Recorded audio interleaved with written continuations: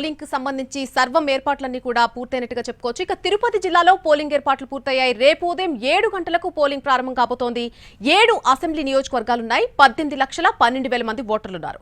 ఇక తిరుపతి అసెంబ్లీ నియోజకవర్గంలో 274 పోలింగ్ బూత్లు ఇప్పటికే ఏర్పాటు చేశారు. మొత్తంగా 2,140 పోలింగ్ స్టేషన్లు సిద్ధంగా ఉన్నాయి. మోడల్ పోలీస్ స్టేషన్ నుంచి మరిన్ని వివరాలు మా ప్రతినిధి మోహన్ అందిస్తారు.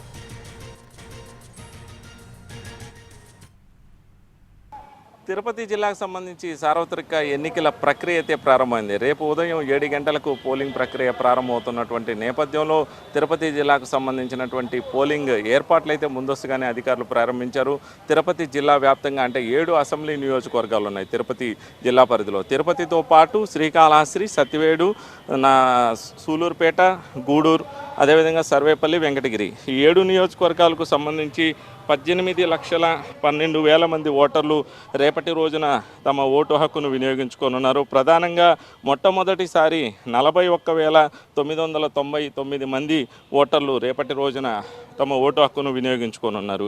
ఈ 7 నియోజకవర్గాల పరిధికి సంబంధించి కూడా 88,83,000 మంది పురుష ఓటర్లు ఉంటే మహిళలకు సంబంధించి 9,29,000 మంది ఓటర్లు రేపటి రోజున ఓటు హక్కు వినియోగించుకోనున్నారు. ప్రధానంగా తిరుపతికి సంబంధించినటువంటి అసెంబ్లీ పరిధిలో 3 లక్షల మంది ఓటర్లు తమ ఓటు హక్కును వినియోగించుకుండగా తిరుపతి జిల్లాలో అత్యధికంగా కూడా చంద్రగిరికి సంబంధించి 3,15,000 మంది ఓటర్లు తమ ఓటు హక్కును వినియోగించుకోనున్నారు. ప్రస్తుతం తిరుపతిలో ఏర్పాటు చేసినటువంటి మోడల్ పోలింగ్ స్టేషన్ వద్ద మనం ఉన్నాం.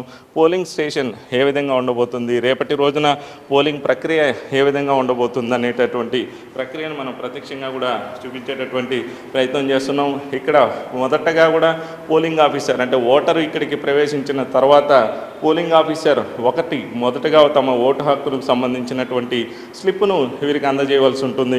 అటు తర్వాత పోలింగ్ ఆఫీసర్ 2 వీరి వద్దకు వచ్చిన తర్వాత వారికి సంబంధించి సీరా గుర్తును వారికి అందించేటటువంటి ప్రయత్నం జరుగుతుంది.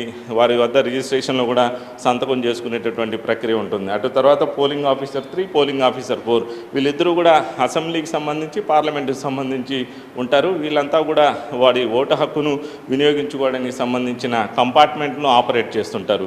మరోవైపు పోలింగ్ ఆఫీసర్ 5 ఇతను ప్రధానంగా ఈ ఓటర్ కంపార్ట్మెంట్ వద్దకు చేరుకుంటారు. ఇక్కడ 2 ఓటింగ్ కంపార్ట్మెంట్స్ ఉంటాయి. ప్రధానంగా అసెంబ్లీకి సంబంధించి ఒక కంపార్ట్మెంట్ ఏర్పాటు చేస్తారు, పార్లమెంటుకు సంబంధించి మరో కంపార్ట్మెంట్ని ఏర్పాటు చేస్తారు.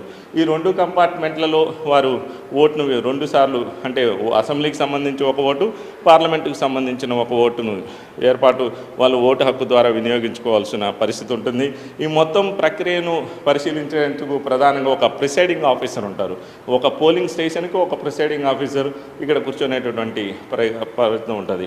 మరోవైపు వెబ్ కాస్టింగ్ పోలింగ్ సంబంధించినటువంటి ప్రక్రియ మొత్తం కూడా వెబ్ కాస్టింగ్ ద్వారా పోలింగ్ ప్రక్రియ ఒక ప్రశాంతమైనటువంటి వాతావరణంలో నిర్వహించేలా కూడా అధికారులు ఇప్పటికే ఏర్పాట్లు చేస్తున్నారు. రేపు తిరుపతిలో ఒక ప్రశాంతమైన వాతావరణంలో ప్రశాంతంగా ఓటర్లు తమ ఓటు హక్కును వినియోగించేలాగా చర్యలు తీసుకున్నామని ఇప్పటికే కలెక్టర్ ప్రవీణ్ కుమార్తో పాటు ఎస్పీ కృష్ణకాంత్ పటేల్ కూడా ఓటర్లకు ఒక భరోసా కల్పించేటటువంటి ప్రయత్నం అయితే చేశారు. మరి రేపటి రోజు ఏ విధమైనటువంటి ప్రక్రియ జరుగుతుందని తెలియడానికి మాత్రం మనం మరో 12 గంటల పాటు వేచి ఉండాల్సిన పరిస్థితి ఏర్పడింది. ఇది ప్రస్తుతం తిరుపతిలో జరుగుతున్నటువంటి ఏర్పాట్లు. కెమెరా పర్సన్ చెంచయ్తో మోహన్ ప్రసాద్, ఎన్టీవీ, తిరుపతి.